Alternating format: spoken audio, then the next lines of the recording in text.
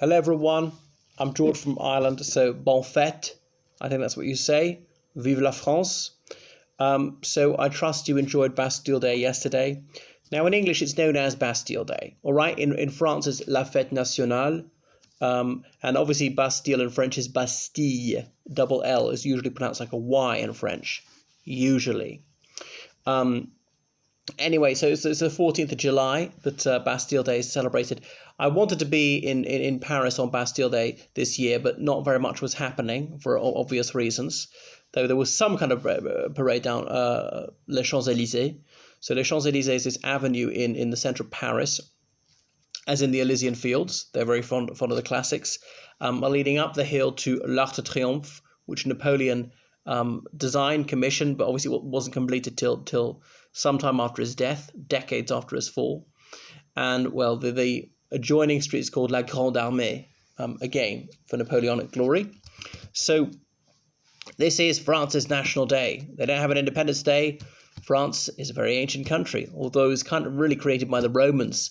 The Romans have it calling it Gaul, nearer Gaul and further Gaul, the French language being a derivative of Latin.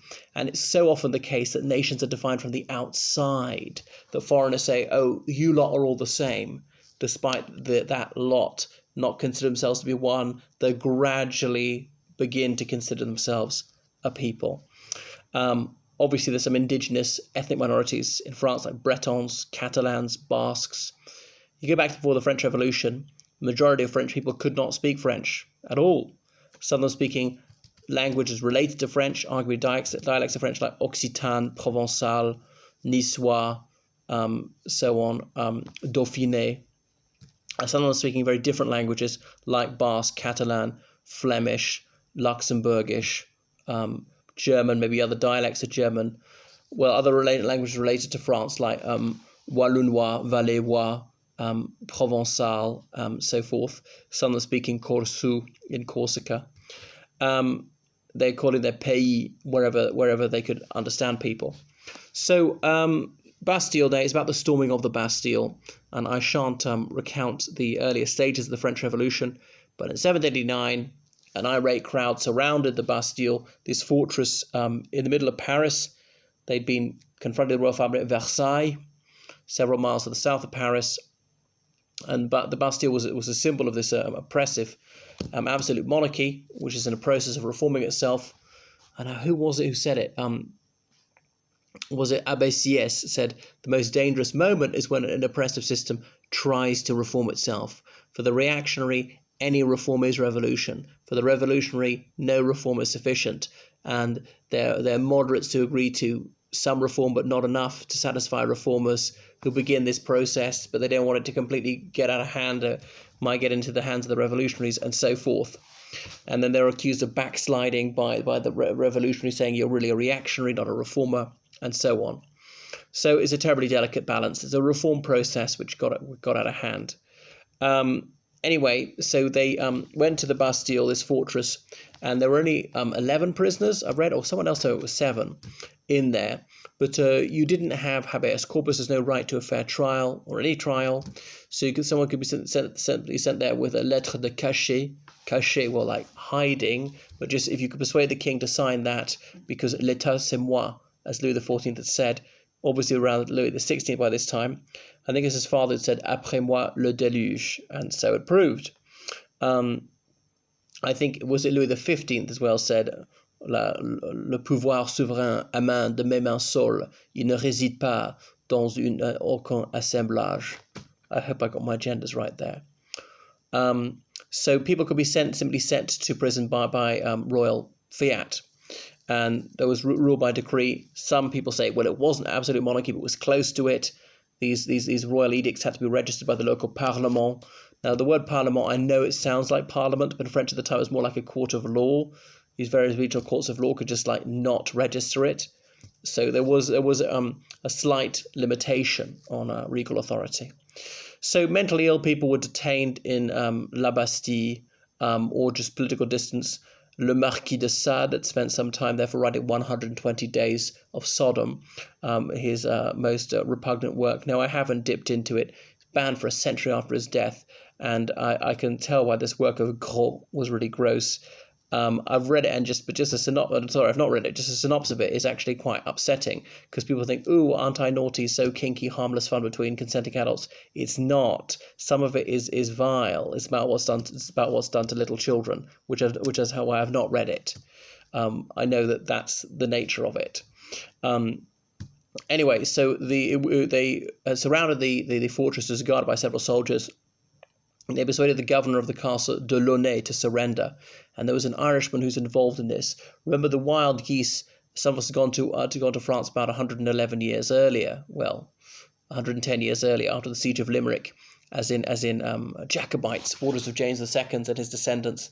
Obviously, the Jacobite cause was a forlorn hope by this stage, but Irish Catholics there who gradually became Gallicised French subjects, speaking French, no connection with Ireland.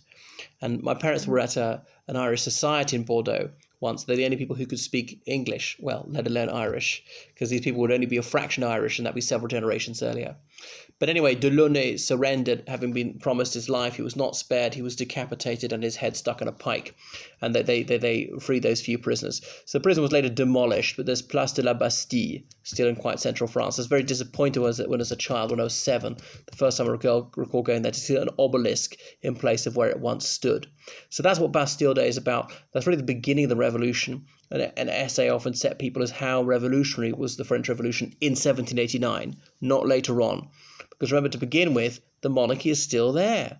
They still have the 3 estates, but they're going to meet together and vote by individual vote, not by estate, as in the first estate and the second estate. If majority of them vote against something and the third estate votes for it, well, then that measure is blocked.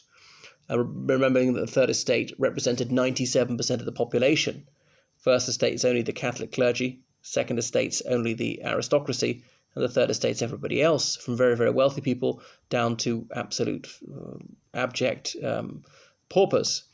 So that's what it was. Only much later on that it got further and the monarchy was abolished, and they abolished Christianity, and the king and queen were executed, and all the rest of it. So that's what Bastille Day is about. I mean, it was a step forward for human liberty. France proclaimed the rights of man and of citizen.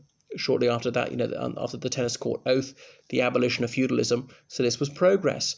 Now, no ancient India or Persia and so on, they'd also had a concept of human rights. But certainly in Europe and in the Occident, this was really epoch-making. So it was a world historical moment, as Marx would have said. It was really seminal for humanity. I know that they regressed, and all revolutions devour their children, whoever say that. Or Madame Roland, as she's taken to the tumbrils in that, taken it by tumbril to the guillotine, shouted from the calèche, "Oh, liberty, what crimes are committed in thy name?" Something like that. Anyway, so I want to be there to see the Bastille Day. They often have a chief guest. I remember in 1999, it was Hassan II, the king of Morocco, and he was more or less a Louis XIV figure, a despot. So richly ironic that Jacques Chirac could have invited him there, but just what you'd expect from super menteur. What else about Bastille Day? Well, eventually France developed its tricolour, inspired so many other flags, the Irish tricolour, the flag of the Netherlands, so many flags are tricolours these days. It was a new thing, relatively simple one. Something to do with the colours of Paris, and I can't remember why else they came in that. Well, there was the blue of the Bourbon. Well, they sometimes had white as their field, but they're lilies. A very simple design. They weren't clear whether it was going to be horizontal or vertical to begin with. So each time Bastille Day's got a theme. Like, one time it was l'outre-mer, so looking at their territories in the Pacific. I don't know this year it's kind of like healthcare workers. And the president obviously goes along in some military vehicles. There's a military aspect to it, and the fly past with the vapor trails from the fighter jets being the colours of the tricolour. Remember being in Chad in 1990, where it's marked there somewhat. Anyway, that's my penny's worth on Bastille Day. So please make sure you subscribe. Check me out on Twitter, on Facebook, on Instagram. I'm really not good at social media, I'm afraid. And book online lessons with me in history, politics, French, law, religious studies, geography, English as a foreign language, English literature, English language linguistics, anything of that nature. I help people with essays, dissertations, theses, interview practice, elocution, and so forth. I edit documents. I translate from French, Spanish, Italian, German, Romanian, and Russian. And I'm a tour guide in London. Okay, toodaloo.